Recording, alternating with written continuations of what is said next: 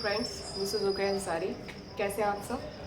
स्वागत है आपका आपके अपने यूट्यूब चैनल पर, जिसमें हम देख रहे हैं आपके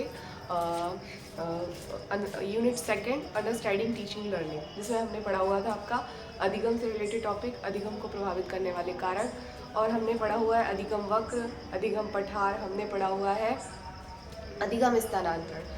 और कल हमने एक टॉपिक फिनिश किया था जिसमें हमने बताया था व्यवहारवाद। व्यवहारवादी बच्चे को क्या मानते हैं? व्यवहारवादी बच्चे को मानते हैं कोरी स्लेट, खाली बर्तन, कह सकते हो एक कच्चा घड़ा जिसमें बच्चे को ज्ञान को भरना होता है। ये बच्चे को निष्क्रिय मानते हैं, जबकि यहाँ पर शिक्षक क्या है, सक्रिय रहता है। तो इस तरह से हमने पूरा टॉपिक फिनिश किया हुआ था। व्यवहारवाद संप्रदाय के बताए हुए थे कि जनक किसे माना जाता है। मोस्ट इंपॉर्टेंट क्वेश्चन है। वर्टसन को फादर ऑफ बिहेवियरिज्म, और वर्टसन की पुस्तक का नाम क्या था? तो वो था आपका बिहेवियरिज्म। हमने जाना हुआ था कि वर्टसन हमारे व्यवहारवादी थे। थॉर्नडाइक को पढ़ा हुआ था हमने, और हमने बहुत सारे मनोवैज्ञानिक आपके कंप्लीट किए हुए थे। ठीक है, पावलोव को हमने पढ़ा हुआ था। तो अब हम जानते हैं नेक्स्ट संप्रदाय, वो है हमारा संज्ञानवाद।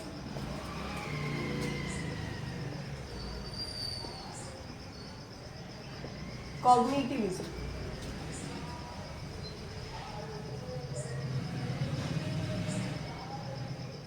ठीक है, कॉग्निटिविज्म। हमने व्यवहारवाद पढ़ा हुआ था, बिहेवियरिज्म। कॉग्निटिविज्म क्या होता है? व्यवहारवादी कहते हैं कि बच्चा जो होता है अधिगम अवलोकनीय है, मतलब अवलोकन करके बच्चा सीखता है, स्वयं से नहीं सीखता है। जबकि संज्ञानवादी कह रहे हैं कि बच्चा जो है वो रटन प्रवृत्ति के साथ पैदा नहीं होता है, वो अपनी स्वयं की मानसिक क्षमता के साथ पैदा होता है। ठीक है, जो हम कह सकते हैं अधिगम जो है मानसिक प्रक्रिया है। अधिगम क्या है? मानसिक प्रक्रिया है। ये कौन कह रहा है? एक मेंटल प्रोसेस है, ये कह रहा है हमारे संज्ञानवाद। जबकि व्यवहारवाद ने क्या कहा था कि अधिगम जो होता है वो अवलोकनीय होता है, अवलोकन करके बच्चा सीखता है, रटन विधि से बच्चा सीखता है। जबकि ये क्या कह रहा है कि मेंटल प्रोसेस है, बच्चा स्वयं चीजों को सीखता है। तो चलिए, कॉग्निटिविज्म का मतलब है बच्चा स्वयं ज्ञान का निर्माण करता है, वो स्वयं जो होता है वो क्रिएटर होता है, एक्टिव लर्नर होता है। हमारे जीन प्याजे कह रहे हैं कि बच्चा जो है वो नन्हा वैज्ञानिक होता है। हमने कल एक चीज़ बताई हुई थी कि बच्चों का चिंतन वयस्कों से भिन्न होता है। इसी के टॉपिक में बताया हुआ था कि जो बच्चों का चिंतन होता है वयस्कों से भिन्न होता है, लेकिन मात्रा में समान होता है। ये क्वेश्चन एग्जाम में पूछा जा चुका है और पूछने की उम्मीद भी है। तो बच्चों का चिंतन वयस्कों से भिन्न होता है, कैसे? तो मूर्त बच्चे चिंतन करते हैं और वयस्क जो है वो अमूर्त चिंतन करते हैं, लेकिन क्वांटिटी दोनों की कैसी होती है? समान होती है, दोनों इक्वली ही चिंतन करते हैं। तो इस तरह हम जानते हैं कि वयस्कों का चिंतन, बच्चों का चिंतन वयस्कों से भिन्न होता है। ये कौन सा संप्रदाय कह रहा है? ये कह रहा है हमारा संज्ञानवाद। कौन सा संप्रदाय कह रहा है? हमारा संज्ञानवाद। अब देखते हैं मनोवैज्ञानिक लिखवाए थे मैंने, कौन कौन से मनोवैज्ञानिक लिखवाए थे। हम देखते हैं जीन प्याजे, गैने, ब्रूनर, चॉमस्की, लेव वाइगोटस्की।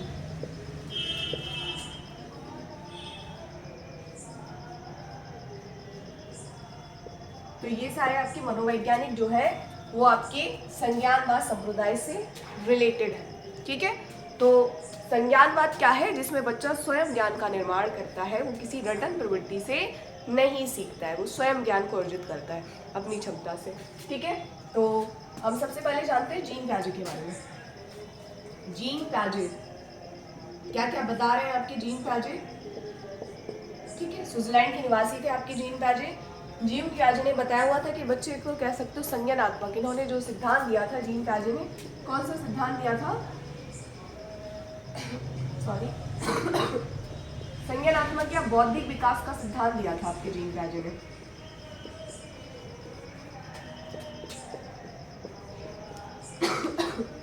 जीन प्याजे का संज्ञानात्मक या बौद्धिक विकास का सिद्धांत, इंटेलेक्चुअल डेवलपमेंट। ठीक है, इन्होंने दो विशेषताएं बताई थी, संगठन और अनुकूलन।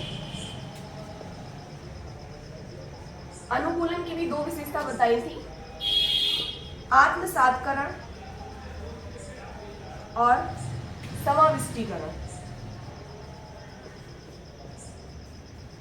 ठीक है, संगठन हम कह सकते हैं ज्ञान का, जब बच्चा अपने इन्वायरमेंट से कह सकते हो इकट्ठा करता है, ज्ञान को, अपनी जानकारी को बढ़ाता है, व्यवस्थित करता है, वो क्या कहलाता है? हमारा संगठन कहलाता है। जैसे कि बच्चा जो है उसे ये पता नहीं है कि मार्कर है, इससे लिखा जाता है। जब बच्चा ये समझ जाता है तो उसने ज्ञान लिया और इसको ठीक ढंग से अपने माइंड में बिठाया कि लिखने के काम आता है, ना कि खाने के काम आता है। तो ये क्या हुआ? संगठन हुआ।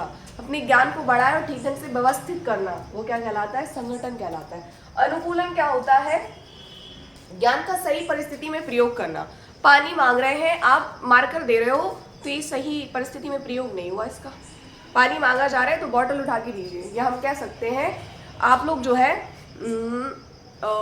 हिंदी की क्लास पढ़ रहे हो और हिंदी की क्लास पढ़ते टाइम माइंड जो है वो मैथ के क्वेश्चन में लगा है, या मैथ के टाइम जो है आप इंग्लिश की बुक खोले बैठे हो, तो ये क्या है? ज्ञान का सही परिस्थिति में प्रयोग नहीं है। ज्ञान का सही परिस्थिति में प्रयोग करना अनुकूलन कहलाता है। टीचर आया, पढ़ा रहा है साइकोलॉजी और आप क्वेश्चन कर रहे हो मैथ के, तो ज्ञान का सही परिस्थिति में प्रयोग हुआ? नहीं हुआ। ज्ञान का सही परिस्थिति में प्रयोग करना अनुकूलन कहलाता है। अनुकूलन की भी दो विशेषताएं बताई गई हैं, आत्मसातकरण और समाविष्टीकरण। एसिमिलेशन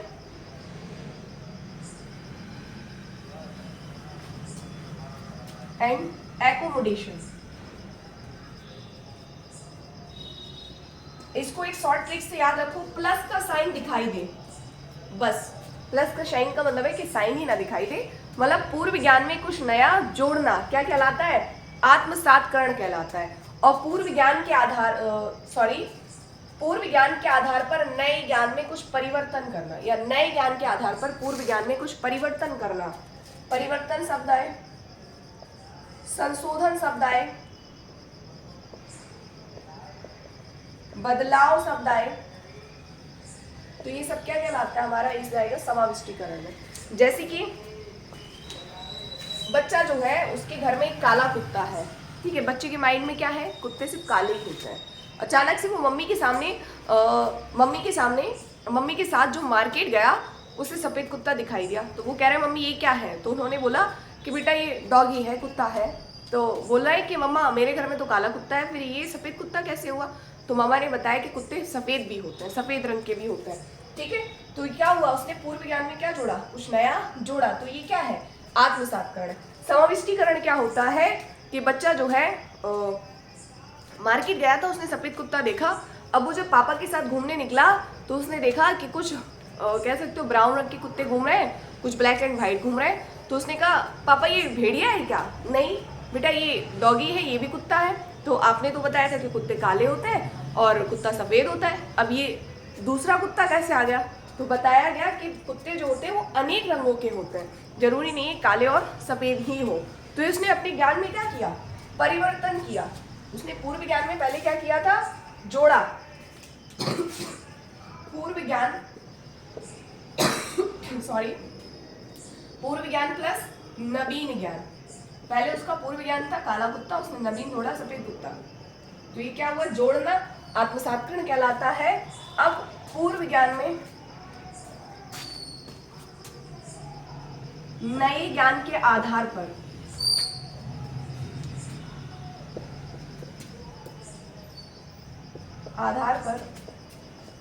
पूर्व ज्ञान में परिवर्तन। आपने क्या किया? कुछ जो नया आपको मिला उसके आपने पूर्व ज्ञान में क्या किया? परिवर्तन किया, संशोधन किया, बदलाव किया। इंग्लिश में शब्द आता है मॉडिफाई, विस्तारित करना। ये सब क्या है? ये जाएगा समाविष्टीकरण में। अपने ज्ञान को बढ़ाना, विस्तार का मतलब बढ़ाना, परिवर्तन करना, संशोधन करना, बदलाव करना, ऐसे शब्द बने तो ये प्रक्रिया कहलाएगी आपकी समाविष्टीकरण, ठीक है। तो चलिए इस तरह हमने जाना आपका जीन ताजे की संज्ञानात्मक विकास की विशेषताएं। अब हम देखते हैं कुछ और भी शब्द दिए गए हैं।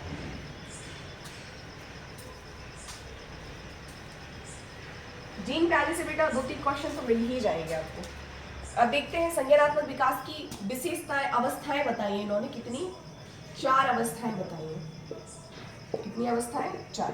पहली है संवेदी गामक अवस्था। क्या पता डायरेक्ट क्वेश्चन आपका स्टेजेस से ही पूछ ले, डायरेक्ट क्वेश्चन इसी से ही बन जाए। इसको इंग्लिश में कहते हैं सेंसरी मोटर स्टेज। क्या कहते हैं इसको? Sensory motor stage. 0 से 2 वर्ष इसका ड्यूरेशन होता है। 0 से 2 वर्ष, ये हम कह सकते हैं जन्म से 2 वर्ष। इस अवस्था में बच्चा जो होता है, जैसे कि आपको पता है, निर्धारित है, संवेदी अंगों के माध्यम से ज्ञान प्राप्त करता है। आँख, कान, नाक, मोय, त्वचा के माध्यम से टेस्ट लेकर, छूकर, इस तरह से वो ज्ञान प्राप्त करता है, तो वो कहलाती है हमारी संवेदी गामा अवस्था। ठीक है, जिस अवस्था में बच्चा ज्ञानेंद्रियों के माध्यम से ज्ञान प्राप्त करता है, कौन सी स्टेज होती है? संवेदी गामा अवस्था। दूसरा पॉइंट है ज्ञान इंद्रियों के माध्यम से। ठीक है, स्कीमा हम कह सकते हैं अ सेट ऑफ नॉलेज, अपनी जानकारी को बढ़ाना, ये क्या है? स्कीमा होता है। ठीक है, एक होते हैं स्कीम्स और एक होता है स्कीमा। ठीक है, आप जो है जिस तरह का व्यवहार करते हो वो क्या है? आपका स्कीमा है। आपकी जैसी जानकारी वैसा आपका व्यवहार।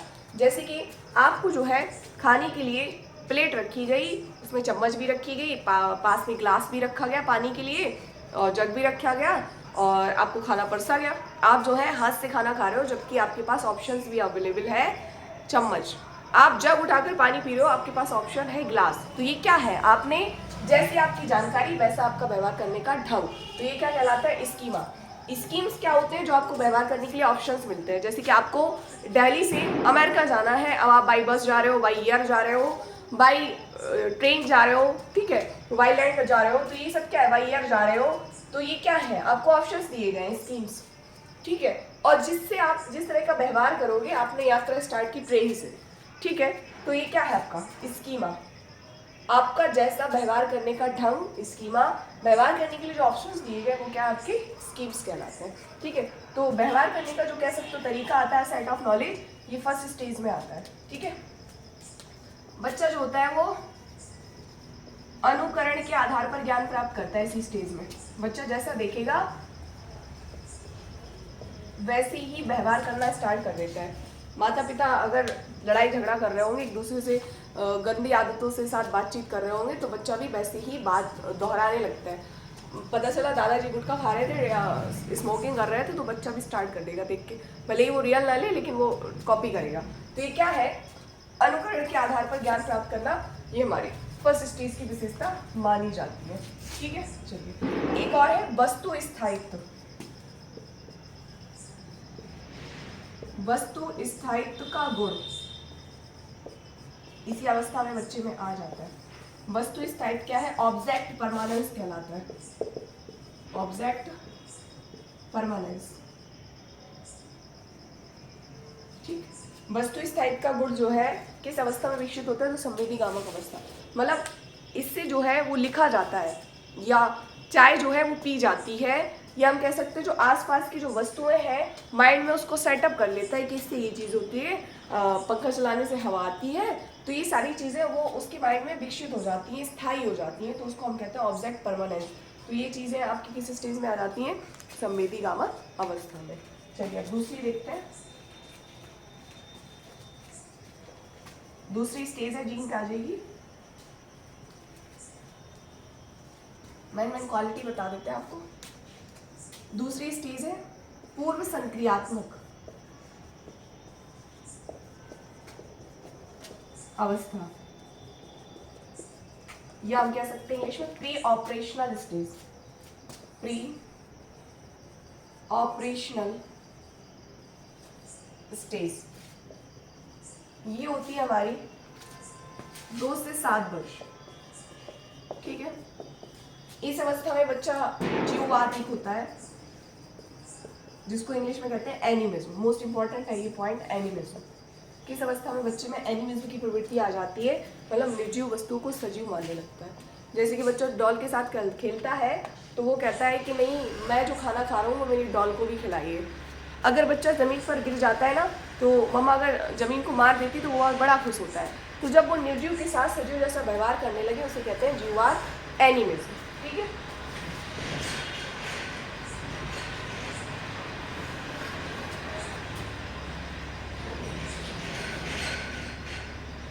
अबलोनिया।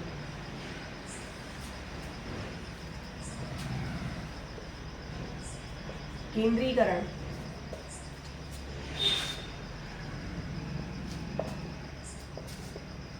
अहम केंद्रता, ठीक, ये सारा गुण जो है वो इस स्टेज में होता है।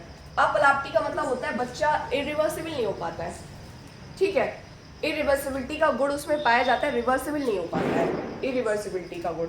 इरिवर्सिबिलिटी का मतलब है जो चीजें उसे सीधे रूप में सीखनी है वो वैसी ही सीखेगा, ठीक है,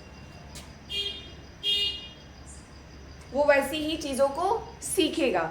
जैसे कि आप जो है 1 2 3 4 5 6 7 इस तरह की गिनती अगर बच्चे को सिखा रहे हो और आपने पूछ दिया कि 7 के पहले क्या आता है, बच्चा नहीं बता पाएगा, क्योंकि अभी वो सीधा सीधा ज्ञान ले रहा है। अगर आप पूछ दें कि 2 में 2 जोड़ो कितने हो गए, वो नहीं बता पाएगा। तो अभी इसी गुणा भाग या हम कह सकते हो अपोजिट, कह सकते हो आगे का ज्ञान उसे नहीं है, अभी वो रिवर्स नहीं हो सकता है, तो बच्चा सीधे सीधे सीख रहा है, तो इसको हम कहते हैं अपलाप्ति या अवलोमीय स्टेज, ठीक है। केंद्रीकरण का भाव, सेंट्रिज या सेंट्रेशन, बच्चा अपने आप में केंद्रित रहता है, हम कह सकते हैं वो दूसरे में कह सकते हो अभी वो सिर्फ अपने आप को जान रहा है। अहम केंद्रित है, वो यहाँ पर अहम केंद्रित रहता है, ईगो सेंट्रिज्म रहता है, मतलब अपने आप से बातचीत करना स्टार्ट कर देता है, अभी वो अपने विचार दूसरों के सामने व्यक्त नहीं कर पा रहा है। अहम केंद्रता की प्रवृत्ति कहलाती है ईगो सेंट्रिक स्पीच। इसको जीन पियाजे ने बहुत इंपॉर्टेंट माना है, 2 से 7 वर्ष होती है, इसमें हम कह सकते हैं बच्चा जो होता है, जैसे कि देखना घर में बच्चे जो होते हैं ना, फॉक होता है, चम्मच कांटा जिसको हम कहते हैं, उसके साथ खेलना स्टार्ट कर देता है, अब मैं बनूंगा स्पाइडर, अब मैं सबको मारूंगा, दीवारों पे चढ़ता है, ट्रेन बन जाता है। तो यहाँ पर बच्चा अपने आप से बातचीत कर रहा है, अपने विचारों को व्यक्त कर रहा है बोलकर, लेकिन उसके सामने कोई पर्सन नहीं है, वो अपने विचार स्वयं बोल रहा है, तो वो कहलाता है अहम केंद्रता या सेंट्रेशन, ठीक है, या केंद्रीकरण। तो ये क्वालिटी आपकी विकसित होती है। एक पॉइंट और है इसमें, संरक्षण का अभाव, संरक्षण का अभाव मतलब लेक ऑफ कंजर्वेशन, इसको इंग्लिश में कहते हैं कंजर्वेशन। अगर आपने ये रखा और एक ये रख दिया, ठीक है, दोनों में पानी भर दिया और उससे पूछा जा रहा है कि बेटा कौन से में पानी ज्यादा है, तो बच्चा बताएगा इसमें पानी ज्यादा है, इसमें पानी कम है। अभी उसको कह सकते हो कम ज्यादा चीजों का ज्ञान नहीं है, अभी वो मात्रा क्वांटिटी के बारे में परिचित नहीं हुआ है, तो वो कहलाता है संरक्षण का अभाव पाया जाता है। तो इतने पॉइंट आपके सेकेंड स्टेज से इंपॉर्टेंट है, ये पूछे जा सकते हैं एग्जाम में, ठीक। और अगर वीडियो अच्छा लग रहा हो तो इसे लाइक करें, शेयर करें और सब्सक्राइब करें।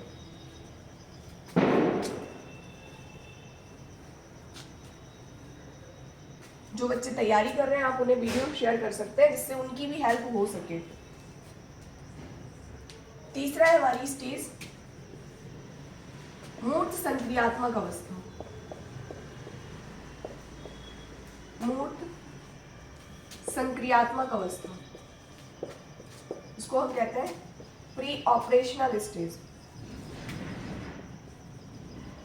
प्री ऑपरेशनल स्टेज ये होती है हमारी, वो 2 से 7 थी, ये स्टेज होती है 7 से 11 वर्ष। 7 से 11 वर्ष। इस अवस्था में बच्चा जो होता है वो प्रत्यक्षीकरण के आधार पर ज्ञान प्राप्त करता है। मूर्त का मतलब क्या होता है? सामने देखना। प्रत्यक्षीकरण के आधार पर ज्ञान, ठीक है, सामने से देखकर। मूर्त का मतलब क्या है? Concrete operational stage. इसको सॉरी गलत लिख दिया मैंने, इसको इंग्लिश में कहते हैं कॉन्क्रीट ऑपरेशनल स्टेज, गलत लिख दिया था बच्चों। कॉन्क्रीट ऑपरेशनल स्टेज, इसको कहते हैं कॉन्क्रीट ऑपरेशनल स्टेज। इस अवस्था में बच्चा प्रत्यक्षीकरण के आधार पर ज्ञान प्राप्त करता है, सामने से देखकर, ठीक है। अभी उसके बारे में जो चीज है उसके बारे में चिंतन करता है, ये नहीं है जो चीज नहीं है उसके बारे में बच्चा चिंतन करे।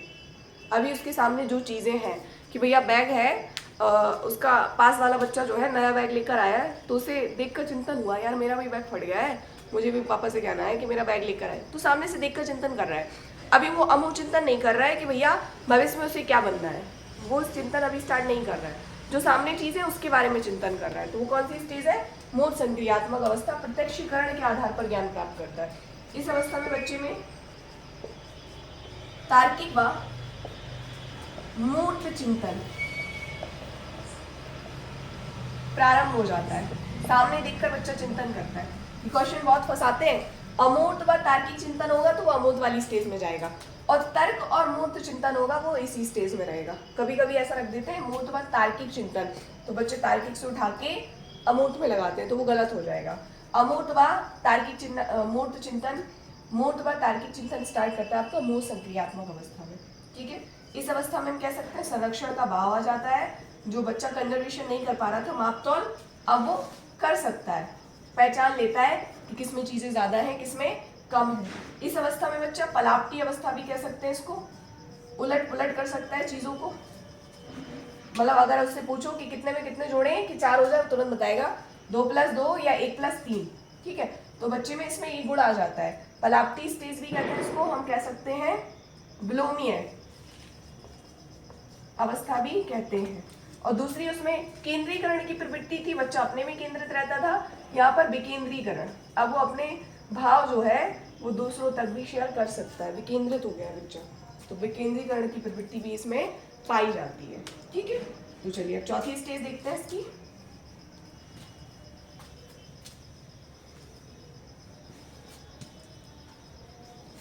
चौथी स्टेज है हमारी अमूर्त संक्रियात्मक अवस्था।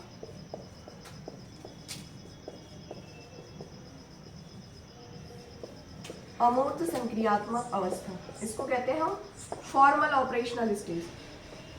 फॉर्मल ऑपरेशनल स्टेज, ठीक, ये होती है हमारी 11 से 14 वर्ष, या 11 से कहीं 15 भी दिया गया है। ठीक है, फॉर्मल ऑपरेशनल स्टेज मतलब बच्चा जो है अपने सामने से देखकर चिंतन कर रहा था, अब बच्चा बिना देखे चीज़ों के बारे में चिंतन करता है कि भैया अब हमें आगे भविष्य में क्या बनना है, क्या चीज़ें हमारे लिए अच्छी हैं पढ़ाई के लिए, क्या चीज़ें गलत हैं, तो अमूर्त व तार्किक चिंतन बच्चा करना स्टार्ट कर देता है।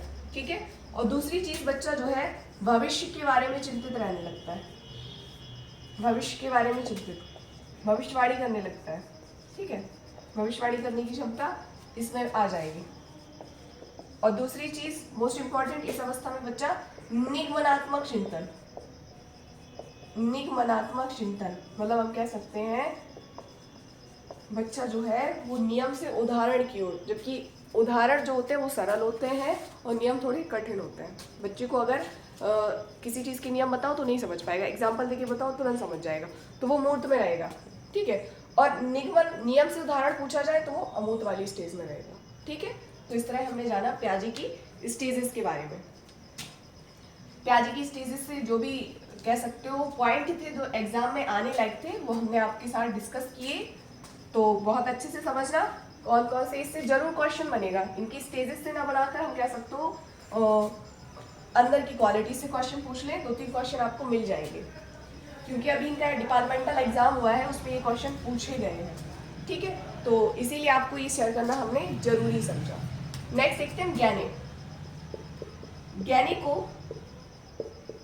अष्टपदीय सोपानकी का सिद्धांत भी कहते हैं, अष्टपदीय सोपानकी का सिद्धांत भी कहा जाता है इनके सिद्धांत को।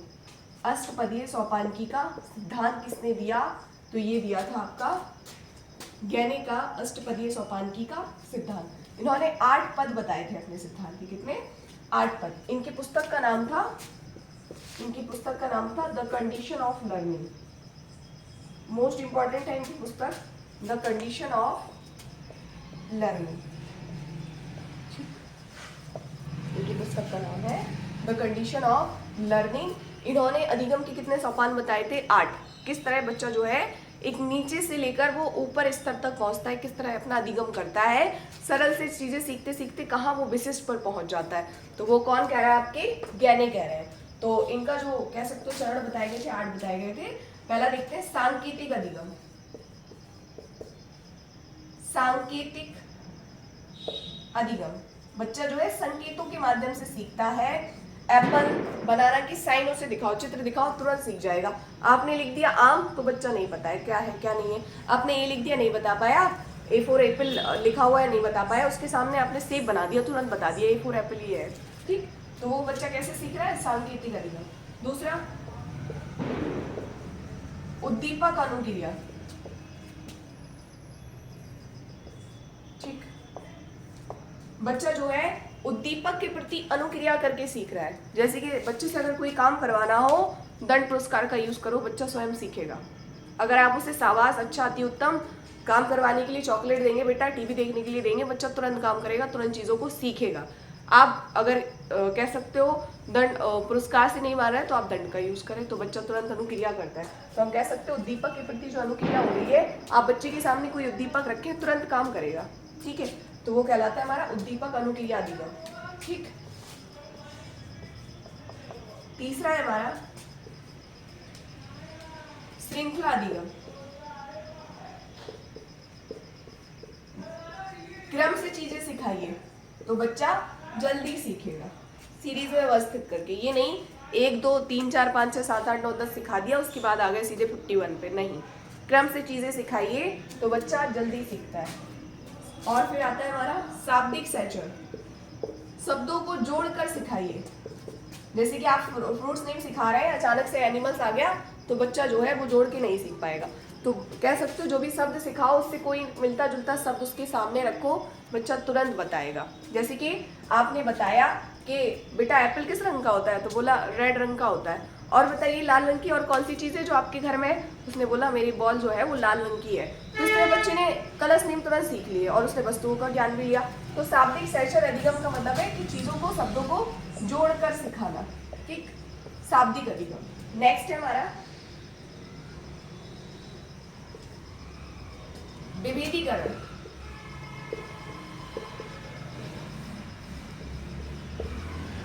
ठीक है, विभेदीकरण, चीजों में अंतर करके सिखाना कि बेटा ये आपके फ्रूट्स नेम है, ये एनिमल्स नेम है, तो हम एनिमल्स को फ्रूट्स के साथ नहीं जोड़ सकते।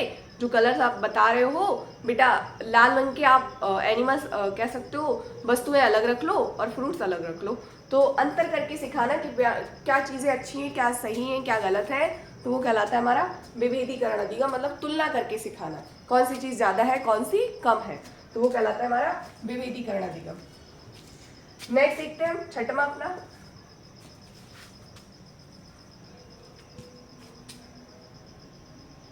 संप्रत्यय अधिगम।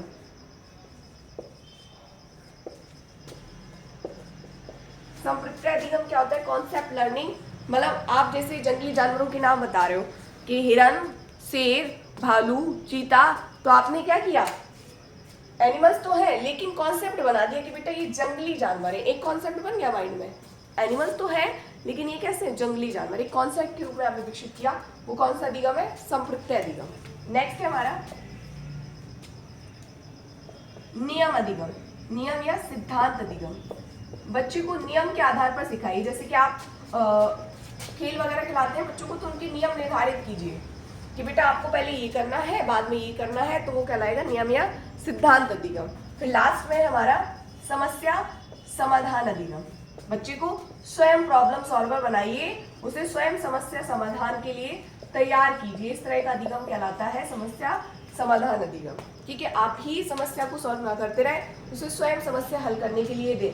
जैसे कि आपने कोई 2 4 आगे क्या आएगा तो स्वयं सॉल्व करने के लिए दें, आप सॉल्व ना करें, तो वो होगा समस्या समाधान अधिगम। ठीक है, तो इस तरह से इनके 8 पद थे इसके, यानी कि इनकी पुस्तक का नाम था द कंडीशन ऑफ लर्निंग। अच्छा, एक क्वेश्चन इंपॉर्टेंट ये है कि इनके जो प्रारंभ के 4 हैं ये कैसे हैं? निम्न स्तर के हैं, और जो ऊपर के 4 हैं ये 5 6 7 8 ये उच्च स्तर के हैं। क्वेश्चन यही पूछा गया था कि ज्ञानी का सबसे उच्च स्तर का सोपान है, तो वो है समस्या समाधान अधिगम। सबसे उच्च स्तर का कौन सा है? समस्या समाधान। सबसे निम्न स्तर का पूछे सांकेतिक अधिगम। ठीक, चलिए अब आपने ज्ञानी की स्टेजेस पढ़ ली, अब देखते हैं ब्रूनर की।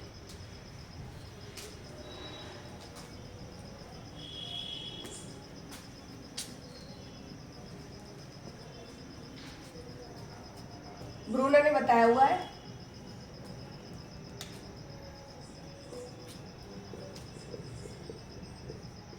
ब्रूनर के अनुसार जो कह सकते हो अधिगम होता है वो स्पाइरल होता है।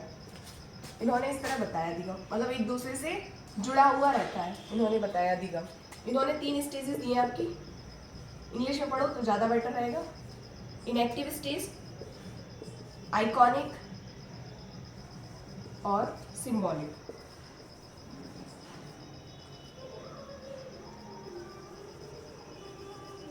इनएक्टिव, आइकॉनिक और सिंबॉलिक। 0 से 3 वर्ष, 3 से 7 वर्ष और 8 वर्ष के बाद। ठीक। प्रतिक्रियात्मक, चित्रात्मक और प्रतिबिंबात्मक। हिंदी में नाम भी परिवर्तित हो सकते हैं, लेकिन आप जो है इंग्लिश में याद रखिए तो ज़्यादा बेटर रहेगा। ठीक है। बच्चा जो है स्वयं क्रिया करके सीखता है, वो होती है आपकी इनएक्टिव स्टेज। बच्चा जो है अगर कह सकते हो गर्म चाय रखी हुई है, कब जाके पकड़ लेता है तो वो समझ जाता है कि ये क्या है, वो दोबारा कब के पास नहीं जाएगा। कोई भी चीज़ रखी होगी वो उसे छुएगा नहीं। तो यहाँ पे बच्चे ने स्वयं क्रिया करके सीखा, स्वयं एक्टिव होकर सीखा, तो वो कहलाएगी आपकी प्रतिक्रियात्मक स्टेज, इनएक्टिव स्टेज। दूसरी बताई गई है आइकॉनिक स्टेज। 3 से 7 वर्ष में बच्चा जो है वो चित्रों के माध्यम से सीखता है। कैसे सीख रहा है? चित्रों के माध्यम से सीख रहा है। अभी आपने आम और सेब लिख दिया, बच्चे को पता नहीं होगा, वो आइकॉन के माध्यम से सीख रहा है, अभी उसको शब्दों का ज्ञान नहीं है। तीसरी स्टेज है सिंबॉलिक स्टेज। बच्चा जो है अब सिंबल भी पहचानने लगा है कि ये सा बना हुआ है और ये इसके सामने अगर आपने कह सकते हो सेब लिख दिया, तुरंत बता देगा ये सेब लिखा हुआ है। ठीक है। तो बच्चा जो है आप कैसे सीख रहा है, उसके सामने सिंबल बनाइए, प्रतीकात्मक चिन्ह कह सकते हो उसके, प्रतीकात्मक चिन्ह, प्रतीकात्मक। ठीक है। बच्चा जो है प्रतीकों के माध्यम से अब सीखने लगा है, उसे वर्णमाला का ज्ञान होने लगा। यहाँ पर कैसे सीख रहा है? चित्रों के माध्यम से, और यहाँ स्वयं क्रिया करके। तो ब्रूनर ने 3 स्टेजेस बताई है, बताया कि तीनों स्टेज आपस में जुड़ी रहती हैं, स्पाइरल होती है एक दूसरे से। ठीक है। इन्होंने अधिगम कैसा बताया है? वक्राकार या वर्तुलाकार बताया है। ठीक है। चलिए अब देखते हैं हम चॉम्स्की के बारे में।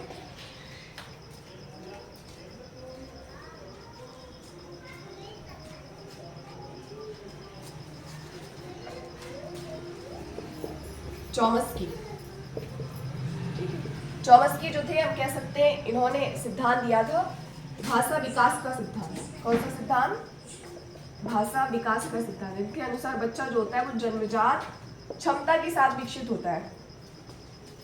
किसके साथ? जन्मजात। बच्चे में भाषा सीखने की जन्मजात क्षमता होती है। कौन कह रहा है? चॉम्स्की कह रहे हैं। एलईडी इन्होंने सिद्धांत दिया था लैंग्वेज इक्वेशन डिवाइस, इसको कहते हैं भाषा अधिग्रहण क्षमता।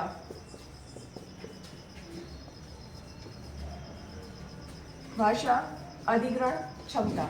बच्चा जो होता है वो उसमें जन्मजात कह सकते हो कुछ न्यूरोलॉजिकल मैकेनिज्म होते हैं, जन्मजात तंत्रिकाएं होती हैं जिससे वो स्वयं भाषा व्याकरण नियमों को निर्मित करता है। तो ये कौन कह रहा है? हमारे चॉम्स्की कह रहे हैं। ये नहीं कह रहे हैं कि बच्चा जो होता है वो अपनी भाषा को अर्जित करके सीखता है। कैसे सीख रहा है? जन्मजात है उसकी भाषा। तो कौन कह रहा है? हमारे चॉम्स्की। इन्होंने कौन सा सिद्धांत दिया? भाषा विकास का सिद्धांत। इनका ये पूछा जा सकता है कि एलईडी किसके द्वारा दिया गया, तो वो दिया गया आपका चॉम्स्की के द्वारा। भाषा अधिग्रहण क्षमता इसका फुल फॉर्म है लैंग्वेज एक्विजिशन डिवाइस। अब देखते हैं लेव बायरोड्स्की के बारे में। तो इस तरह हमारा लास्ट होगा टॉपिक लेव बायरोड्स्की।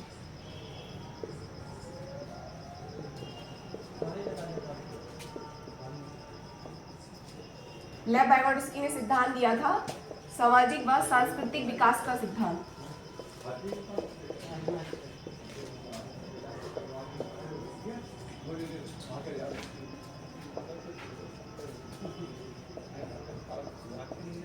सामाजिक व सांस्कृतिक विकास का सिद्धांत। इन्होंने 3 तत्व बताए थे बच्चे के सामाजिक विकास के लिए। SCL, social, culture and language. समाज, सभ्यता या हम कह सकते हैं संस्कृति और भाषा। इन्होंने बताया था कि बच्चा जो होता है वो जन्मजात क्षमता के साथ विकसित नहीं होता है सीखने की, उसे समाज सिखाता है। कौन सिखाता है? समाज सिखाता है। तो इन्होंने अपना सिद्धांत दिया था सामाजिक व सांस्कृतिक विकास का सिद्धांत। 3 तत्व बताए थे, SCL, social, culture and language. ठीक, एक चीज और बताई थी, ZPD। ZPD क्या होता है? संभावित विकास का क्षेत्र। एग्जाम में क्वेश्चन पूछा जा रहा है बार बार कि संभावित विकास का क्षेत्र किससे संबंधित है? संबंधित विकास का क्षेत्र ये संबंधित है आपका किससे? लैब बायोलॉजी से, LED। इसको हम sorry ZPD, zone of proximal development कहते हैं इसको, जोन ऑफ प्रॉक्सिमल डेवलपमेंट, संभावित विकास का क्षेत्र। होता क्या है ZPD? वास्तविक क्षेत्र और कार्यकारी क्षेत्र के बीच के अंतर को क्या कहते हैं? ZPD कहते हैं। जैसे कि आप अभी तैयारी कर रहे हो, किसकी तैयारी कर रहे हो? KVS में अप्लाई करने के लिए, KVS विद्यालय जाने के लिए, ठीक है। और अभी आप तैयारी कर रहे हो, पहुंचे तो है नहीं, बीच का क्षेत्र है, पहुंच भी सकते हो और नहीं भी पहुंच सकते हो। तो कार्यकारी क्षेत्र प्लस वास्तविक क्षेत्र के बीच के अंतर को हम किस नाम से जानते हैं? ZPD या संभावित विकास का क्षेत्र। जोन ऑफ प्रॉक्सिमल डेवलपमेंट किसने दिया? तो दिया लेब बायोगोट्स्की ने। क्वेश्चन में कहीं भी सामाजिक सांस्कृतिक विकास मिले तो वो रहेगा आपका लेब बायोगोट्स्की। इन्होंने कितने तत्व बताए? 3, SCL, social, culture and language, जो बच्चे की सामाजिक विकास पर प्रभाव डालती है। हमारा समाज प्रभाव डालता है, समाज के रीति रिवाज, जिस समाज में बच्चा रहता है वो वैसे ही अपनी सामाजिकता को बढ़ाता है। आसपास का अगर दायरा जो है वो अच्छा नहीं है, विकसित नहीं है, तो बच्चा वैसे ही विकसित होगा। संस्कृति, जैसी संस्कृति अगर अच्छी संस्कृति है, सभ्यता है, हमें सही चीज़ों को करना सिखाती है, गलत चीज़ों को करने से मना करती है, तो बच्चा भी वैसे ही विकसित होगा। भाषा, भाषा भी बच्चे के सामाजिक विकास का एक महत्वपूर्ण कारक माना जाता है, ठीक है। अलग अलग भाषाओं के कह सकते हो समाज से रिलेटेड लोग आते हैं, इस तरह इन्होंने दिया। एक चीज और है इनकी, एक है MKO, more knowledgeable other. More knowledgeable other. एक होता है स्कैफोल्डिंग। बेटा ये जो शब्द लिखे ना, इनमें से 101% एग्जाम में मिल जाएगा, इसको कहते हैं पाड़, ठीक। होता क्या है MKO? MKO मतलब होता है कि जो आपसे ज्यादा जानकार व्यक्ति है उससे आप कुछ ना कुछ सीखोगे। स्कैफोल्डिंग क्या होता है? एक प्रकार की अस्थायी सहायता। स्कैफोल्डिंग का मतलब क्या है? अस्थायी सहायता। जैसे कि आपको जोन ऑफ प्रॉक्सिमल डेवलपमेंट का मतलब है कार्यकारी क्षेत्र और वास्तविक क्षेत्र के बीच के अंतर को हम क्या कहते हैं? ZPD कहते हैं। आपको वास्तविक क्षेत्र पे जाना है तो कुछ ना कुछ हेल्प लेनी पड़ेगी, तो आप हेल्प किससे लोगे? MKO से।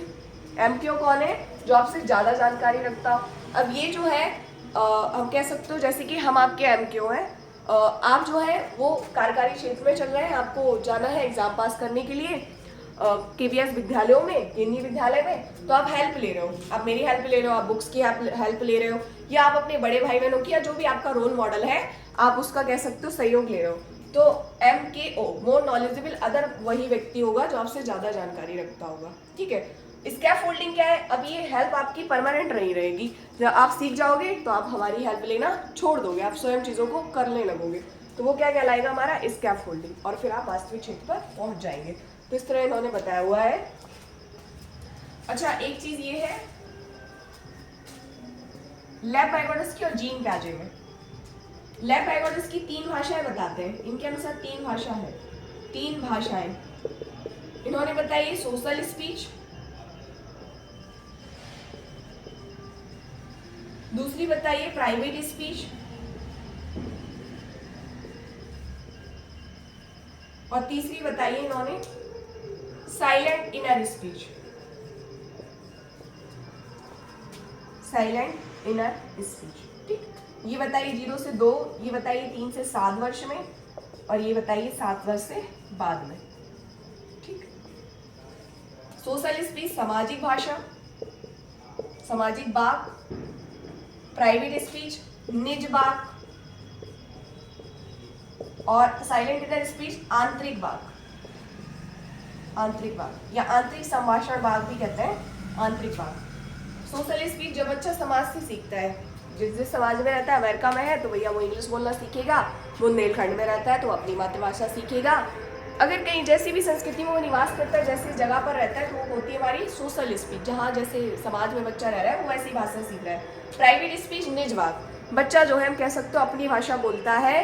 अभी जैसे मैंने एग्जाम्पल दिया हुआ था कि बच्चा जो होता है वो ट्रेन बना लेता है, छुक छुक छुक छुक आई रेल, और अब मैं बनूंगा स्पाइडरमैन, अब मैं सबको मार दूंगा, अब मैं ये उठाऊंगा वो उठाऊंगा, मुझसे ताकतवर कोई नहीं है। उसके सामने कोई होता नहीं है, वो अपने विचारों को स्वयं से व्यक्त करता है, उसको किसी व्यक्त करने के लिए किसी व्यक्ति की आवश्यकता नहीं पड़ती है। तो वो होता है प्राइवेट स्पीच, 3 से 7 वर्ष में आती है। साइलेंट इनर स्पीच, जब बच्चा जो है अपने विचारों को भाषा के रूप में व्यक्त नहीं करता है, अंदर ही अंदर बोलता है। आज मैडम बड़ा खड़ूस दिख रही हैं, आज मैडम बड़ा गुस्से में दिख रही हैं, अंदर ही अंदर बोल रहा है, तो वो कह सकते हो साइलेंट इनर स्पीच होती है। वो कहलाता है हमारा आंतरिक वाक्य, ये आती है 7 वर्ष के बाद। अब जो लेव वाइगोट्स्की है उन्होंने इस भाषा को इम्पोर्टेंस दी है, और जो हमारे जीन प्याजे थे इन्होंने बताई ये भाषा कौन सी, ईगोसेंट्रिक स्पीच। इसी भाषा का नाम बदल दिया ईगो सेंट्रिक स्पीच, अहम केंद्रित भाषा रख दिया। कौन सा रख दिया, अहम केंद्रित भाषा, अहम केंद्रित भाषा। ये इसको इम्पोर्टेंट मान रहे हैं, और लेव वाइगोट्स्की इसको इम्पोर्टेंट नहीं मान रहे बच्चे के भाषा विकास के लिए, जबकि ये इसको इम्पोर्टेंट मानते हैं। समझ गए? चलिए, प्राइवेट स्पीच और इनकी अकॉर्डिंग क्या है, ईगोसेंट्रिक स्पीच, ये आपकी 3 से 7 वर्ष में ये भी आती है। ठीक, चलिए, और जीन प्याजे और लेव वाइगोट्स्की क्या कहते हैं, लेव वाइगोट्स्की कह रहे हैं, लेव वाइगोट्स्की